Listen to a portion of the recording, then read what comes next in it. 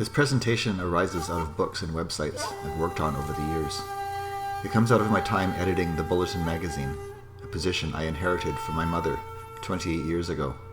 It is also connected to an ongoing project I've been working on. This is my interpretation of our inherited collective history. All errors, omissions, and generalizations are mine. So let's get started. I have 15 minutes to get us from here to here to here, where I'm calling in from the unceded traditional territories of the Musqueam, Squamish, Tsleil-Waututh, Coquitlam, and Stolo First Nations. How did we get from there to here, from yellow peril to model minority? From the nail that sticks up gets hammered down to the squeaky wheel gets the grease. Maybe 1871 is a good place to start, 150 years ago, when the white minority in the British colony of British Columbia negotiated a terms of union with the Dominion of Canada and joined the Confederation. At the time, the population of BC was 70% Indigenous, 25% white, and 5 or 6% racialized, mostly Chinese with a small black population. It was during this period that small numbers of Japanese men began landing on these shores, newcomers in what was, essentially, a white man's province. We really don't know who the first man was to settle here. You could well argue that the Japanese Canadian community began in 1887 with the arrival of the first woman, Yoko Oya, or 1889 with the birth of the first Nisei, Yoko's son, as indicated in this newspaper clipping in the Vancouver Daily World, every name misspelled. As a tragic side note, the boy Katsuji killed himself at age 33. This is an immigrant story, a settler story of settling and unsettling. Carried to these shores by the Kuroshio, the Black Current, the story of the early immigrants is a familiar one, of hard work and sacrifice. We believed the British concept of fair play applied to us. Work hard, head down, play by the rules. Good things would come. We would be safe, part of the Canadian story. This was our promise. And so we built families, we built homes, we built community, and in doing so, we held close the myth of Canada as a nation for all. As our reward, we were sent to summer camp in the winter, as playwright Rick Shiomi once said, and in that instant, the mythology of a nation built on hard work and fair play was shattered. We were uprooted from our homes and transplanted an invasive species. In road camps and sugar beet farms, in these ghost towns and empty fields, we created new homes, raised our families, shielded our children from the pain of our loss, our betrayal, and our shame. Carefully packed in suitcases and furoshiki, in tins and wooden boxes were the tools for our survival, a belief in our collective strength, our carefully nurtured mythology, and we endured. In the shadow of these mountains, in the shadow of this war, on the weathered boardwalks of these ghost towns, we danced the dances of our ancestors. 4 years after Pearl Harbor, with no early release for good behavior, we were uprooted again, with no homes to return to. Some drifted east to Toronto, Montreal, Hamilton, Mississauga. Those who did not swear loyalty to Canada by moving east of the Rockies were deported to Japan, a country many had never seen. For those who remained, Issei and Nisei leaders made a decision to assimilate, to fade quietly into this new landscape. And so began the slow reimagining of lives. On April 1st, 1949, 4 years after the war ended, full rights of citizenship were granted. The gradual shift from enemy alien to model minority began. Some returned to the coast. Many chose to remain in the east. Some were embittered and would never again cross the jagged peaks of the Rocky Mountains. The post-war years were marked by silence and quiet resolve. Powder Guy had become a ghost town. The next generation was born into a half-world, many severed from myth, story, memory, swaddled in layers of silence, raised to be real Canadians. This is my generation. We are the Sansei, children of the boat builders, the cannery workers, the fallers, the miners. Like many others of my generation, I grew up knowing little or nothing of the history of our people. This is my grandfather Endo pre-war. He cut a dashing figure standing outside his diner. This is Chohei and Tomi Endo with their firstborn, my mother, Fumiko. Here are two of my aunts in Moose Jaw before the war. Our grandparents sometimes visited us in Toronto. They were mostly strangers to me, my grandfather and grandmother. I couldn't understand their Japanese. They couldn't understand me. When I talk about our experience coming to a new land, our experience being cast out of our homes and province, our return, it is a second-hand story, retold so many times it becomes mythologized. And there's always so much left unsaid, so many stones left unturned. It's history that many of us have absorbed through books and photographs, songs and poetry, if we're lucky, through family stories. The willingness to finally tell our stories led to the 1977 Japanese-Canadian Centennial, which in turn gave rise to the first Powell Street Festival. The success of that first festival opened the door another crack. As if roused from a long slumber by the sound of Japanese taiko and the glorious smells of home, Japanese Canadians returned to Powell Street. They would return year after year.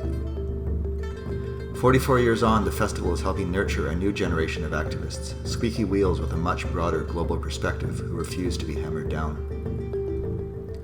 I found community through music. I joined the band Kokoho Rose in 1978. I met Rick and Sean, Linda and Joyce, my neighbors Take and Tamio, and just like that, I was part of something bigger than myself.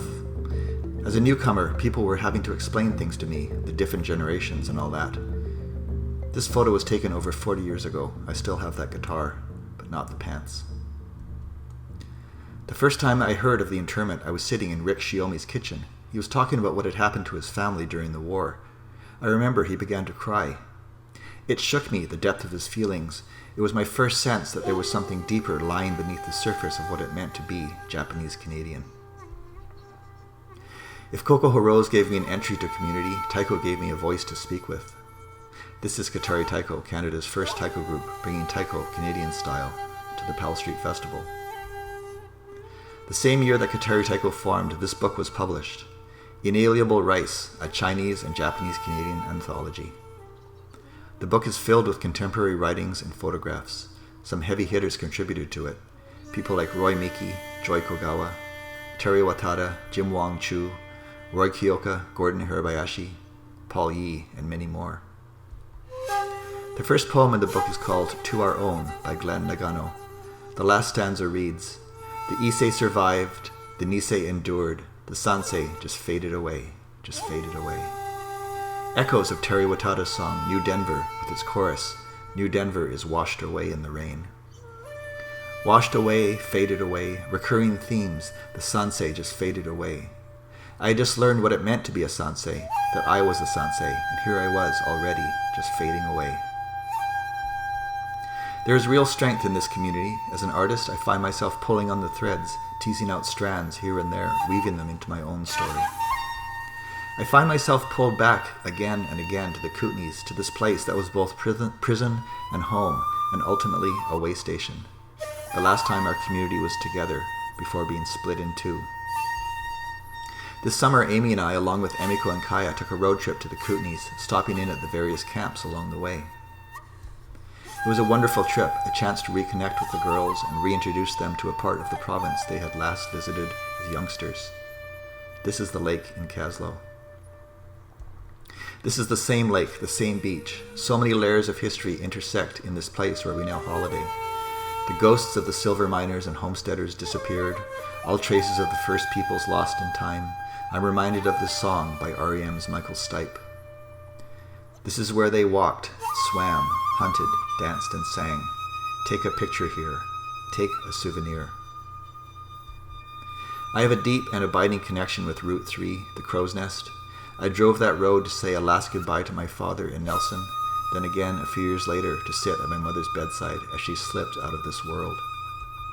The long, meandering drive east always feels in some strange way like coming home, if that makes any sense.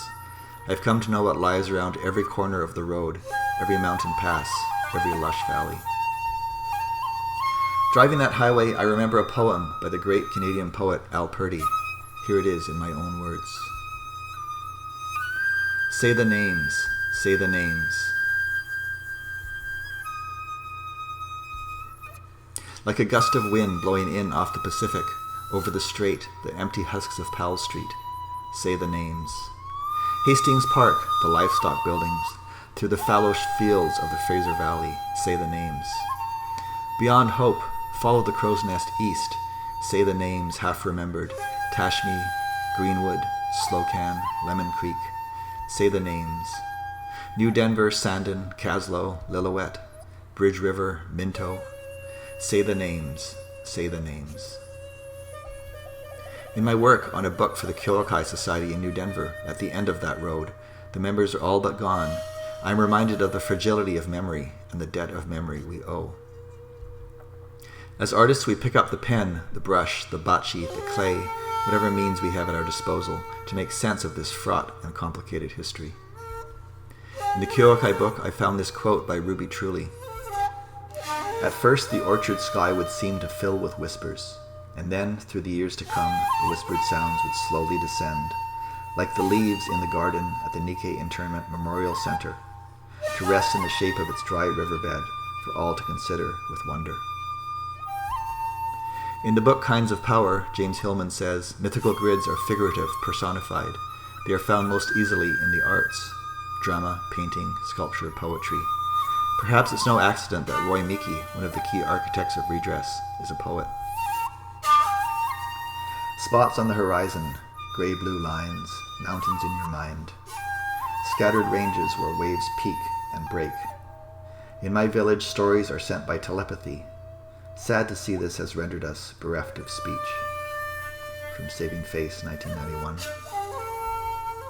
On our trip east this summer, I brought along the latest book by poet Michael Pryor. Here's an excerpt from one of his poems that accompany us on that trip.